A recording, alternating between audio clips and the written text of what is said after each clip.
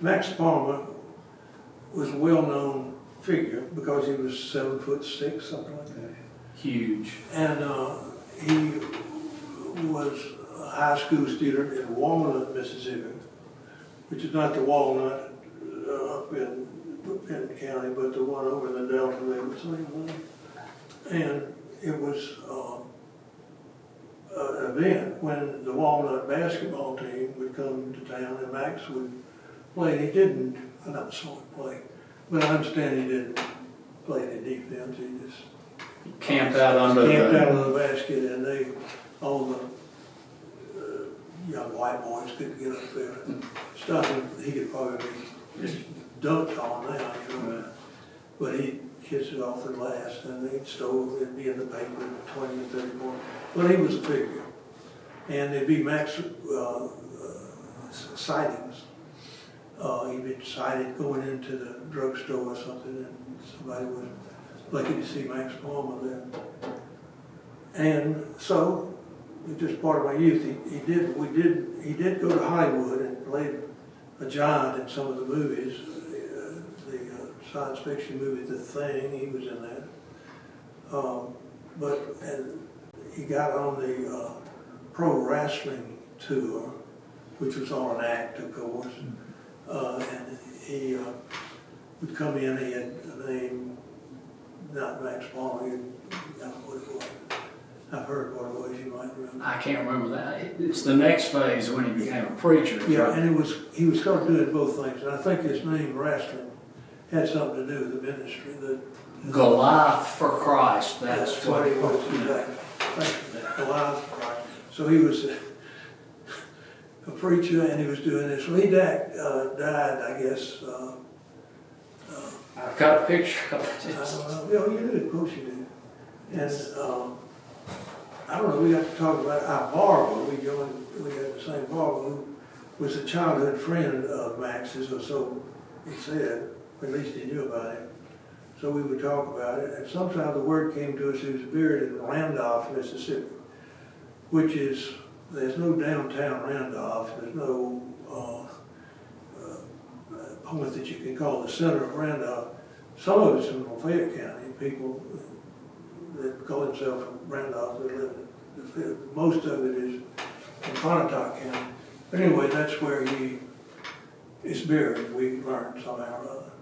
And so one Sunday afternoon, we undertook the mission to go over and find his grave. We thought that would be an easy thing. Well, it was not an easy thing. We went to several churches, cemeteries, and looked at the stones. We were looking for the name Palmer. I think we had the name of some of his in-laws. With them he was living. So the dark was falling, and so we went, this last church we went to, we really pretty well kept cemetery, a nice church. We entered the gates and walked around looking for his grave. We couldn't find any until what we called the Lady in Blue appeared. So we turned, we were out in one part of the cemetery, we turned around and there was this lady in a daffodils blue dress. Is that the word, daffodils? Daffodils. So like, Yeah. how did she dress? She wasn't any dress, it was a sort of a cape or something, you know. At any rate, so we told her what we were looking for, and she said, oh yeah, he's right here. And she had come to, not maybe to visit him, sorry, but she was kin to him, right? Her father, who's buried in the next plot, was his cousin. And that's the reason I think she was here. But she appeared out of nowhere. So we talked to her, and there was Max's grave. We took the picture. Maybe looked at some of this, and all of a sudden she was gone. So we felt it was an apparition. We couldn't believe it. What she went. But she told us exactly what we were looking for and disappeared. She said, as we've said, she just pointed. She didn't have to move. And we walked right by there and hadn't seen it. But she said that he was in an unmarked grave for quite some time, and her uncle, who had been a barber in Randolph, that bothered him that he was in an unmarked grave. And she said that's actually a used tombstone. If you turn it over, there's somebody else's information on there. It's one of these slabs flat on the ground. We took her at her word, and later somebody else confirmed that it was a used tombstone. But she appeared and disappeared. There were no cars, there was nobody. I mean, there wasn't a human being inside. No, couldn't have, no, there was not, that's important, it was dust and the lady. I think I mentioned that my adventurous nephew went out there. There's an Amish community there, it's very interesting. So we were there, and I showed him, we had seen the other one, so he immediately just picked up the stone, and there was a person's name. Photographed it. I think Richie proved where the man's really buried out in Texas. He's buried in Texas. I tracked him down.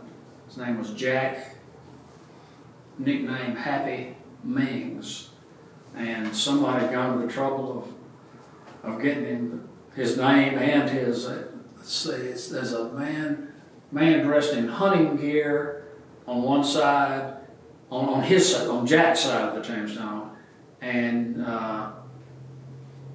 what else on the other side? And Jesus Saves at the bottom of the tombstone, but no death date. So somebody must have thought Jack was going down, and he didn't, and we'll never know. And we don't know what. I guess we took a photograph of it, but I don't know whether the stone had been getting the wrong date on it or something, had an imperfection of some sort. Don't know. But I was very nervous about that because it was a nice church, and I just knew that we were on film, and we would be, the sheriff of Pontotoc County Union County would come and knock on my door and say, "Come with me," or something. I mean, you're not supposed to go in cemeteries and deal with No. That's against the law somewhere, something against the law of nature, but nothing ever happened, so I guess we may. I did. I used genealogy.com quite a bit, and I asked the nephew, I heard he went back for something, as I recall. Yeah. And I asked him to take a picture of the adjacent plot because I wanted to see if I could trace down the lady in blue. And so I was able, through getting birth and death information on, I think it's Whitworth or whatever the name was, I was able to track down who she likely was because census information, she was on the census, and I found a tombstone for her over in Tate County, actually over in that church that past Sardis, if you come out of Como, real old Fredonia, is that right? Mm-hmm. Yeah. Nice church. Well, I didn't know that. That would confirm that he did. What about the death date? Well, all it had was her name on there. It didn't have a.